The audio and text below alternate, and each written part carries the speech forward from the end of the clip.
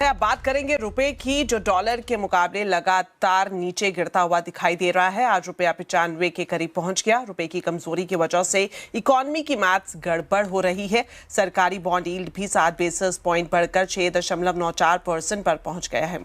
और आखिर वजह क्या है, लगातार क्यों गिर रहा है रुपया, बता रही हैं मेरी सहयोगी मनीषा गुप्ता। जी, रिकॉर्ड गिरावट यहाँ पर रुपए में, और एक ही दिन में इतनी भारी गिरावट के बाद हमने नए रिकॉर्ड लोज यहाँ पर रुपए में बनते हुए देखे हैं। अगर इस करंट क्वार्टर की बात की जाए, जनवरी से मार्च तक, तो अब तक रुपए में 5% की गिरावट दर्ज की जा चुकी है। एशियन मार्केट्स में भी गिरावट है, वहाँ पर भी करेंसीज गिरी हैं, लेकिन इतने शार्प डिक्लाइंस शायद ही कहीं हमें देखने को मिले होंगे। कच्चे तेल में जिस तरह की बढ़त है, बाजार को लगता है कि उससे इन्फ्लेशन बढ़ेगी, इंटरेस्ट रेट साइकिल यहाँ पर चेंज होने की आशंका है। उन सब का इम्पैक्ट हमने यहाँ पर रुपए में आता हुआ देखा है। साथ ही साथ जिस तरह का FII आउटफ्लो है, इक्विटी मार्केट्स में एक शार्प गिरावट है, उसका भी असर यहाँ पर रुपए पे बना है।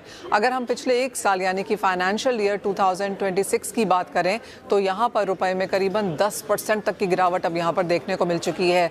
ये 2014 के बाद सबसे बड़ी गिरावट रुपए में आई है। और सिर्फ रुपया ही नहीं, बॉन्ड मार्केट्स भी इससे काफ़ी हद तक प्रभावित हुए हैं। और बाजार अब यहाँ पर लेवल्स देने में भी हिचकिचाने लगा है। ये कहने की बात है कि जब तक ये वेस्ट एशिया कॉन्फ्लिक्ट चलता रहेगा, कच्चे तेल के प्राइसेस $100 प्रति बैरल के ऊपर मौजूद रहेंगे, तब तक रुपए में गिरावट शायद ही थमेगी। चलिए अब एक नजर डाल लेते हैं शेयर बाजार पर। कच्चे तेल और रुपए में भारी गिरावट की मार से बाजार झुलस रहा है। आज सेंसेक्स निफ्टी 2% से ज्यादा गिरकर बंद हुए हैं। निफ्टी बैंक इंडेक्स 2.5% से ज्यादा फिसलकर बंद हुआ। Mid cap small cap shares में भारी बिकवाली देखने को मिली है। बाजार का पूरा अपडेट बता रही है कंचन नौटियाल।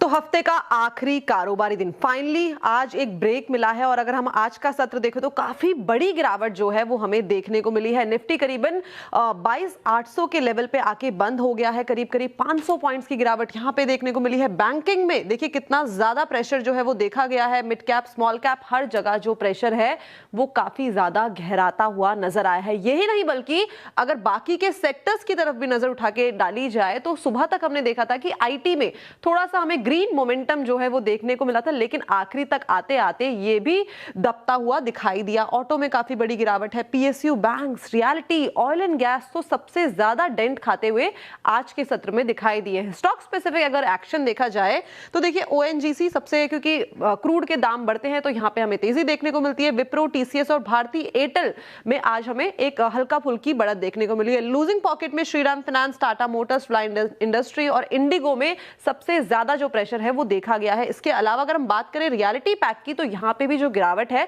काफी ज्यादा हैवियर साइड में देखने को मिली है। और इसके अलावा अगर हम बात करें ऑयल एंड गैस सेक्टर की, तो वहां पे भी जो प्रेशर है काफी ज्यादा बाउंड अप होता हुआ दिखाई दिया है, बिकॉज ऑफ जो क्रूड की कीमतें हैं वो काफी ज्यादा बढ़ती हुई नजर आई है।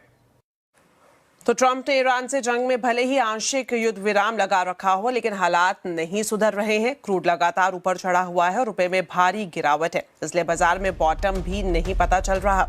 तो आज हम आवाज अड्डा में इसी पर खास चर्चा करेंगे।